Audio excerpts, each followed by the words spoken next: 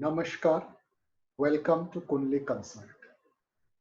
आज से मैं अपना वीडियो इंग्लिश और हिंदी दोनों में बनाऊंगा। सेम वीडियो में पहले हिंदी या इंग्लिश होगा, उसके बाद दूसरा लैंग्वेज होगा, ताकि जो लोगों को इंग्लिश फ्लुएंटली इंग्लिश समझने में उतनी सुविधा न हो, वो हिंदी का पार्ट भी दे सकते। तो आप स्क्रॉल करके जहाँ जो भी लैंग्वेज में आपको सुनना हो, इंग्लिश या हिंदी, आप उसमें जा सकते हैं। So let me start the English part. Today we'll talk about Venus.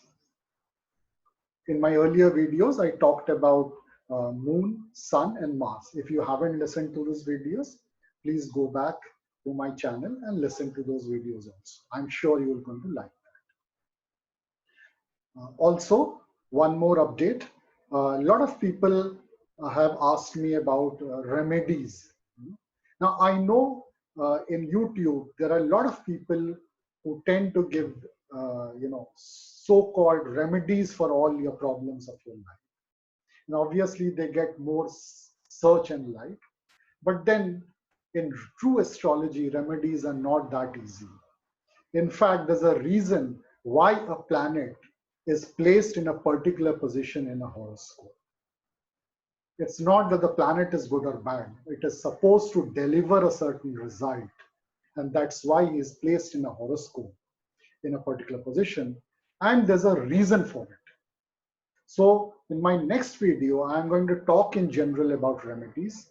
And I'll show you one live reading, which I've done in recent past, and show you how you find out what is the reason why a particular planet is there. And then only, of course, you can come up with real remedies which will solve your problem, or at least lessen. So let's continue on today's video on Venus.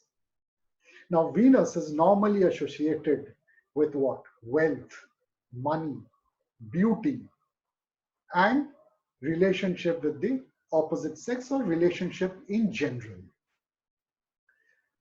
It is associated with goddess Lakshmi. Wherever Lakshmi is there, Venus is there, or you hear people saying Shukra Vaibhav deta hai, Shukra Lakshmi deti hai. Why is it so? Do you know?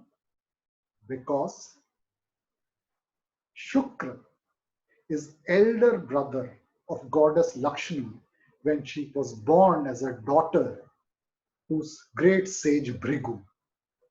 And who is sage Bhrigu? Sage Bhrigu is one of the Manas Putras of Lord Brahma according to Indian classical mythology. In fact, he is rated above Saptarishis, while in some of the later literature, which are not the original literature, he was clubbed with Saptarishis, but actually he is rated above Saptarishi. And in fact, if you read Bhagavad Gita, in Bhagavad Gita, when Lord Krishna is defining himself to Arjun, he says, among grahas, I am like sun. Among the knowledgeable and great sages, I am like Lord Bhrigu. So you can understand the importance of Bhrigu in terms of knowledge and greatness. Shukra was his son. And therefore, naturally, from his father, Shukra gained all the knowledge that he could have. And he did not stop there. He was a great devotee of Lord Shiva. And therefore, from his guru, Lord Shiva, Shukra got further knowledge, and knowledge not only about philosophy and general things in life, but also about weaponry and so many other things. And he went on to become Daitya Guru, Guru of the demons, whereas Brihaspati or Jupiter is Dev Guru, Guru of the Devtas. Now here comes my first sutra, which I have come about after a lot of research and checking with horoscope, and you will not find this in classical astrological books. Now, if you have Venus in a special position in your horoscope, when I say special position, it means in the sign of exaltation, in sign of debilation, even in sign of debilation, which is Neech ki Rashi, or in Mool Trikon Rashi, then that person goes on to gain huge amount of knowledge in one, at least in one particular. In fact, what I have found is that people who earn very high degrees, who are doctorates, who go into research after doing PhD, for them also, Venus is necessarily in one of those special positions, which also means, which you can check for your sons and daughter, I'm giving an indirect way to check his education, that if Venus is not in a special position, then he will not gain the highest degrees. He may still be good in studies. Now, Venus in special position, and when I say you get knowledge, does not mean that you can use that knowledge to your for good deeds and bad deeds. That's a separate portion. But Venus in special position is necessary to get good amount of knowledge compared to what the rest of the world has or people around you have, if Venus is in a special position. Now I'll show that to you with two charts, two horoscopes, so that you can understand and appreciate what I'm saying.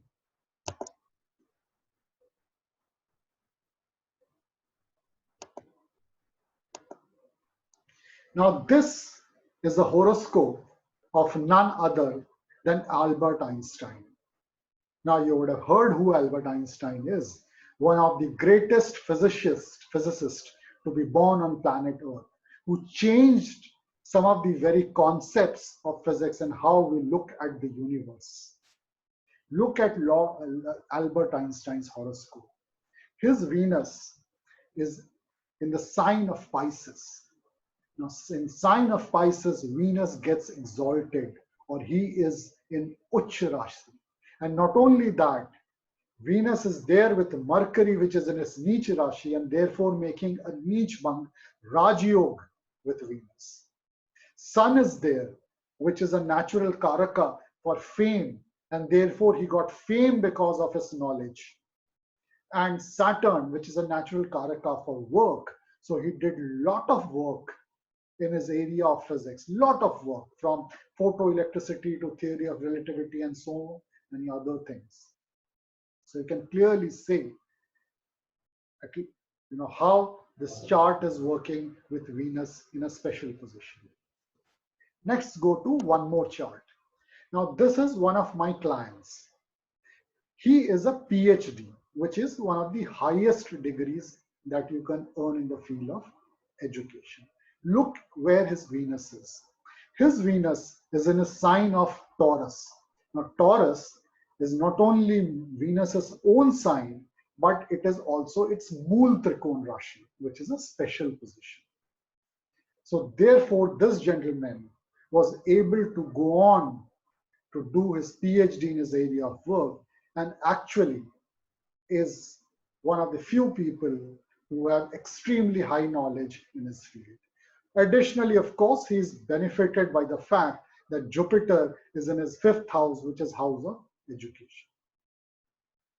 So you can see, what I'm trying to say, that for you to earn knowledge, good amount of knowledge in a particular field, or to get to the highest degrees in education, Venus has to be in a special position.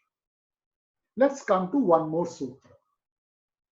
Now, in Devasur Sangram, after the Amrit Manthan, and when Vishnu in form of Mohini gave Amrit to Devtas so that they can become invincible, the Devtas got defeated. The Asurs got defeated, and all the demons, Asuras, that is, got killed. Now, Daitya Guru Shukracharya was very pained at this. So he went to Lord Shiva, his Guru, and he said that now that Devtas have got Amrit, they will always win over Asuras, even if the Asuras are right. This is grave injustice. Shiv heard him, found logic in him, and gave him the knowledge of Sanjeevani. Sanjeevani, which according to classic literature is the Vidya, the education to revive from the dead. And therefore Shukracharya went and revived all the demons whose bodies were not badly, bruised, or whose bodies were intact by Sanjeevani Vidya, so that they could fight another day. Now, here comes the second clue in astrology.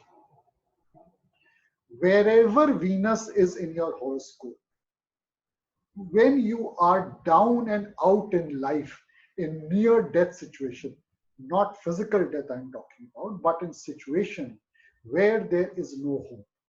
Now, it is not necessary that everybody in life goes through that pain. But if that happens, and especially in case of a person who has fallen from great height, why fallen from great height? Because Asurat had earlier defeated Indra and taken over his kingdom. So they had risen to that position and then they were completely defeated or they fell down. So if you have fallen from great heights and you don't know where to go, there's no hope of any revival. Wherever Venus is there in your horoscope, there lies the clue of your Sanjeevan. Now, I will demonstrate this with one particular chart once again so that you can understand what I am trying to tell you.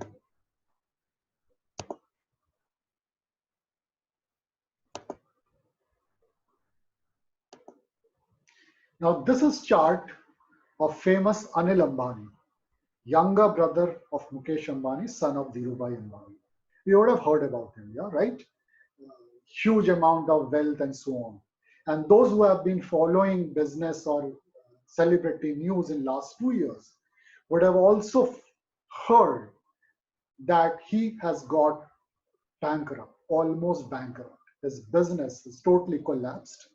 Not only that, there are various lenders who have taken his company to bankruptcy court, and one particular lender has gone up to Supreme Court to claim around 20,000 crores from him. I mean, leave the exact amount, but you get what I'm trying to tell you. And the last decision about a year back, which Supreme Court gave within last 7-8 months, Supreme Court gave the final decision that if Anil Ambani's company does not pay that lender that amount, 20 or 1,000 crores, within 30 days, then not only his company will be sold off, auctioned off, but he would personally go into jail. Yes, the Supreme Court order said he would go into jail. And Supreme Court is the highest court of this country. So there's nothing further you can go. So where did Anil Ambani go to? To his brother Mukesh Ambani. Within 15-20 days, Mukesh Ambani bought a major portion of his company, paid him around 30,000 crore. Again, don't go into the figures, but something around that amount. That is what I heard and came in business news. So that Anil Ambani could pay that lender and get off the hook of jail, does not have to go to jail, and he can start thinking about reviving me. Where is Venus placed there in his chart? Venus is in his seventh house. Seventh house is of business. So he collapsed in business. And what is Venus there with? Venus is there with Mars. Mars is natural karaka for brothers. And in his case, Mars is also the lord of 11th house. 11th house is what? 11th house denotes not only income, but also denotes elder brother. So his Sanjeevani was lying with his elder brother for his business. So you can clearly see what I am trying to tell you about Sanjeevani of where Venus is. So if you are down and out in life, see where is Venus is, which house it is, what are the significances, what are the planets with it. Maybe you will get a clue of how to start and revive once again. I hope you like my videos. You have liked my video. Do share it with your friends so that this knowledge of astrology spreads to people. People can see their horoscope and a lot of things they can find out without even having to go to an astrologer. And subscribe to my YouTube channel so that you can continue to get on my new future videos, which will help you understand what true astrology, true Jyotish is all about. Thank you. Thank you for listening to me.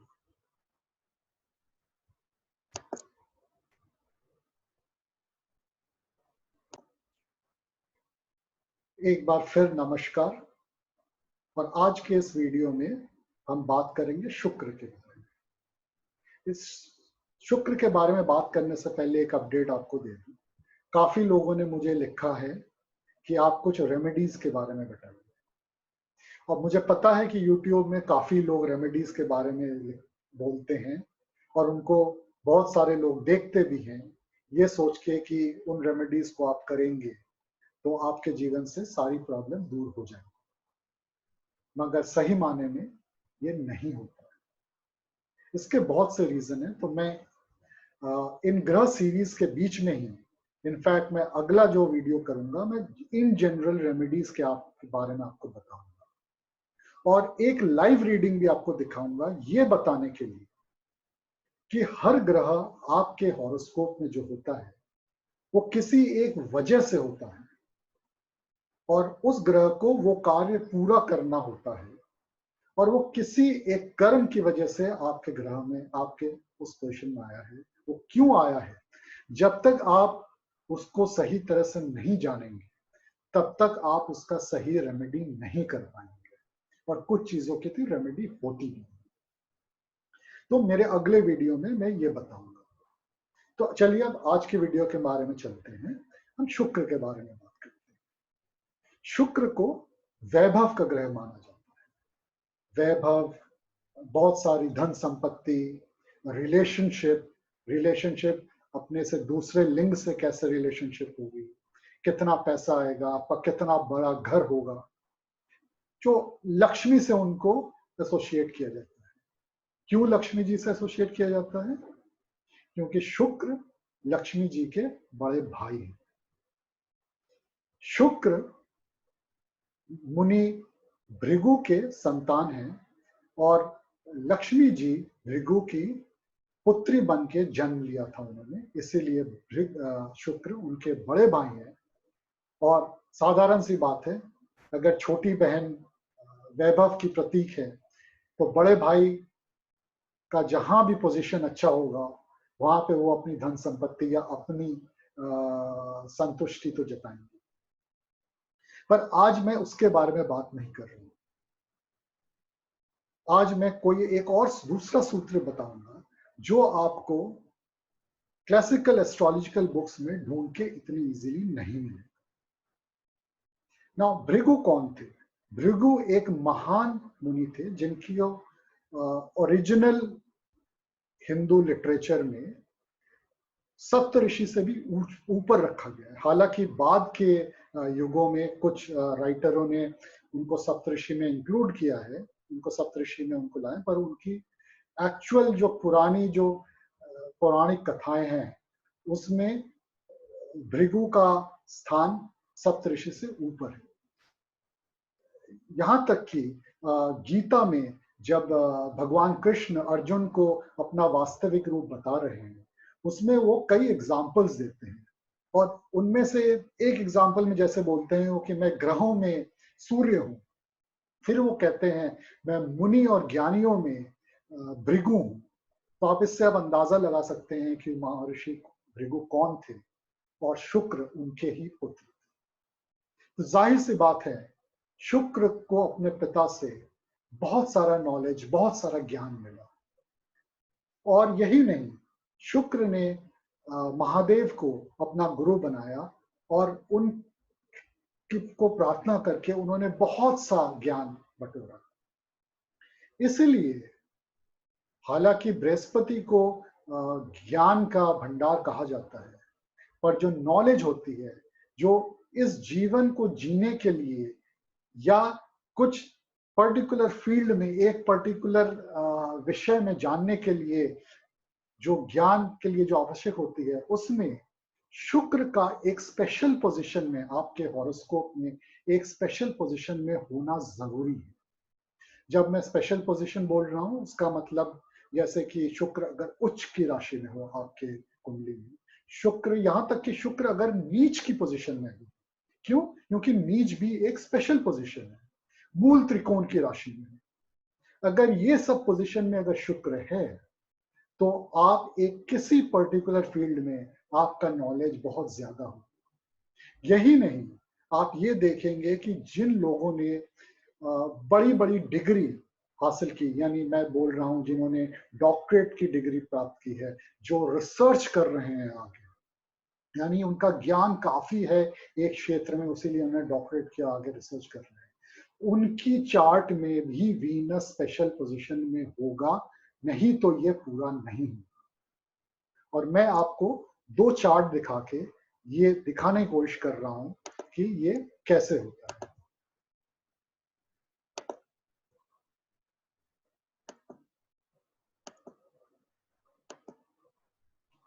ये है chart Albert Einstein का। आप लोगों ने Albert Einstein का नाम सुना ही होगा, दुनिया के विख्यात वैज्ञानिक। इनफैक्ट फिजिक्स की फील्ड में माना जाता है कि इनसे बड़ा वैज्ञानिक शायद ही पिछले 2 शताब्दियों में हुए हैं, जिन्होंने फिजिक्स को देखने का अंदाज ही बदल दिया। अब उनके चार्ट को देखें, शुक्र उनके पाइसेस के स्थान में है, यानी मीन की राशि में। मीन की राशि में शुक्र उच्च के होते हैं, यानी स्पेशल पोजीशन। उच्च की राशि में शुक्र है। और यही नहीं, वहां पे मरकरी भी है जो अपनी नीच राशि में है और शुक्र के साथ बैठ के नीच भंग राजयोग बना रहा है। साथ ही वहां पे सूर्य भी है। सूर्य जो आपके फेम, आपके फेमस होने के, आपको नाम विख्याति देने के कारक है, वो भी साथ में बैठे हैं। इसीलिए उनको ज्ञान से उनको विख्याति मिली, और इतना ज्ञान कि उन्होंने इस विषय को, फिजिक्स की सब्जेक्ट को पढ़ने का अंदाज ही बदल दिया। उन्होंने ब्रह्मांड को देखने का नजरिया ही बदल दिया। ये है शुक्र की स्पेशल पोजीशन की कहानी। एक दूसरे चार्ट में चलते हैं। ये एक मेरे क्लाइंट हैं, इन्होंने पीएचडी किया है, और केवल पीएचडी नहीं किया है, बल्कि इनको अपने एरिया में काफी ज्ञान का अनुभव है। अब इनका देखिए, इनका जो शुक्र है ये वृषभ में है, यानी टॉरस साइन। टॉरस साइन जो है, शुक्र की केवल अपनी ही राशि नहीं है, अपनी राशि तो है, पर ये इनकी मूल त्रिकोण राशि है। अगेन एक स्पेशल पोजीशन। तो इस स्पेशल पोजीशन की वजह से इन्होंने देखिए पीएचडी की है, अपने एरिया में डॉक्टरेट किया है। तो आप देखेंगे किसी भी, अगर कोई भी, यहां से एक क्लू ये निकलता है कि अगर आप जानना चाहते हैं कि आपके पुत्र पुत्री क्या बहुत ज्ञान अर्जित कर पाएंगे, क्या पीएचडी कर पाएंगे, तो उनका शुक्र एक स्पेशल पोजीशन में होना जरूरी है, वरना ये नहीं है। इसका मतलब ये नहीं है कि उनका एजुकेशन नॉर्मल ठीक ठाक नहीं होगा, पर केवल ये मतलब है कि अगर शुक्र स्पेशल पोजीशन में है, तभी बहुत हाई डिग्रीज और बहुत ज्यादा ज्ञान किसी एक फील्ड में आएगा, वरना वो नहीं। अब एक दूसरे सूत्र की ओर जाते हैं, जो शायद काफी ज्यादा लोगों को प्रभावित करता है। जब भी जीवन में ऐसी स्थिति आए कि जिसको हम नियर डेथ एक्सपीरियंस कहते हैं, या ऑलमोस्ट मृत हो जाए, तब हम शुक्र को देख सकते हैं। क्यों? इसकी एक कहानी है। देवासुर संग्राम में जब विष्णु जी ने मोहिनी रूप में देवताओं को अमृत पिला दिया था, उसके बाद जो देवासुर संग्राम में, क्योंकि देवताओं ने अमृत पी लिया था, इसलिए उन्होंने सारे दैत्यों को मार दिया, सारे दैत्यों को मार दिया। ये देखकर शुक्र, जो दैत्यों के गुरु थे, वो बहुत ही चिंतित हुए, दुखी हुए, और वे दुख के साथ अपने गुरु महादेव के पास गए और उन्होंने कहा कि अब देवता को कोई नहीं मार सकता। उसका मतलब ये हुआ कि अगर देवता कोई अन्याय भी करेंगे तो भी असुर उन्हें जीत नहीं पाएंगे। ये तो एकदम इनजस्टिस है, ये न्याय नहीं है। ये सुनकर महादेव ने शुक्र जी को संजीवनी विद्या दी। संजीवनी विद्या जिससे वो लोगों को, मृत लोगों को जीवन दान, पुनः जीवन दान दे सकते। तो शुक्र फिर संग्राम के स्थान में गए और जितने भी असुर थे जिनकी बॉडी मतलब छिन्न भिन्न नहीं हुई थी, उनको उन्होंने जीवित कर दिया ताकि वो फिर से युद्ध की तैयारी करें या फिर से अपना साम्राज्य। यहीं पे शुक्र का क्लू है आपकी कुंडली की। जब जीवन में ऐसी परिस्थिति आती है कि सब कुछ डूब जाता है और आपको ये नहीं पता कि आप इससे उभर रहेंगे कैसे या उभर पाएंगे भी या नहीं, सबके जीवन में ये नहीं आता है, मगर अगर ये आता है तो शुक्र आपको ये बताएगा कि आपकी संजीवनी कहाँ छुपी हुई है। बस आपको कुंडली देखना आना चाहिए। और मैं इसके लिए एक बार फिर आपको एक चार्ट दिखाता हूं जिस नाम से आप अपने आप को रिलेट कर पाए। ये है अनिल अंबानी जी का चार्ट। अनिल अंबानी कौन है ये आप जानते हैं। अनिल अंबानी जी हैं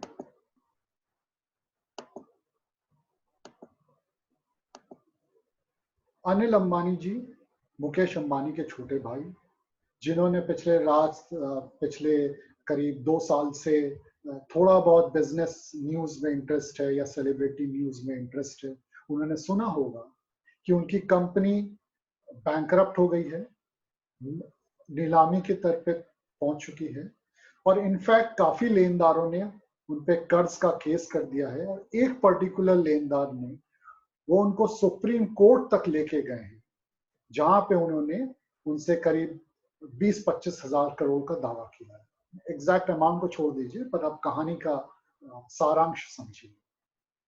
और मुकेश अंबानी के पास इतना पैसा नहीं है और सुप्रीम कोर्ट ने अपने लास्ट ऑर्डर में 6-7 महीने पहले ये हुआ है या मे भी 1 साल पहले ये हुआ है, सुप्रीम कोर्ट ने अपने ऑर्डर में कहा है कि 30 दिन में अगर अनिल अंबानी की कंपनी उस लेनदार को वो अमाउंट नहीं दे पाती है, 20-22 करोड़ 1000 करोड़ का कुछ अमाउंट है, तो ना केवल उनकी कंपनी को नीलाम कर दिया जाएगा पर अनिल अंबानी को जेल में डाल दिया जाएगा।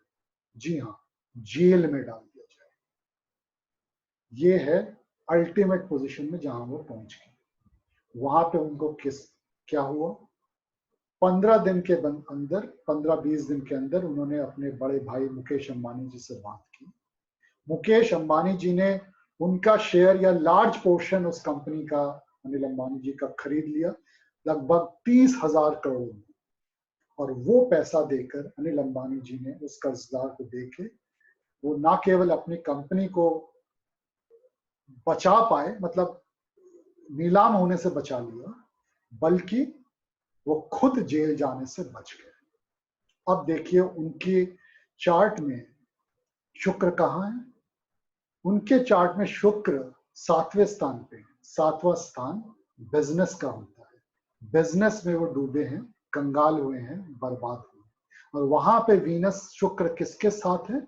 शुक्र वहां पे मंगल के साथ है। मंगल भाइयों का कारक होता है, यानी उनकी संजीवनी उनके भाई में छुपी है। एक चीज और देखिए, मंगल उनके 11वें घर का मालिक है। 11वां घर जो इनकम के साथ साथ बड़े भाई को दर्शाता है, यानी कि उनका वीनस बड़े भाई के साथ है। उनकी संजीवनी उनके बड़े भाई के साथ है। उनके बड़े भाई ने उनको संजीवनी देके उनको अनिल अंबानी जी को जेल जाने से बचाया, according to Supreme Court order. या ओवरऑल देखें तो उनको एकदम बर्बाद होने से उनको बचाया, जो पिछले 1-1.5 साल की न्यूज में। यानी कि आप देख सकते हैं कि अगर आपके जीवन में ऐसी बर्बादी की स्थिति है तो आपके कुंडली में जहां पे शुक्र है वहां पे आपकी संजीवनी छुपी हुई, बस आपको उसको समझना। आशा करता हूँ आपको मेरा वीडियो पसंद आया होगा। आप अपने दोस्तों और अपने रिश्तेदारों से शेयर करें, जिससे ये नॉलेज, ये ज्ञान, एस्ट्रोलॉजी का ये ज्ञान, ज्योतिष का ज्ञान ये फैले। और मेरे चैनल को सब्सक्राइब करें ताकि मेरे फ्यूचर वीडियोस आपको इसी तरह मिलते रहें। धन्यवाद। नमस्कार।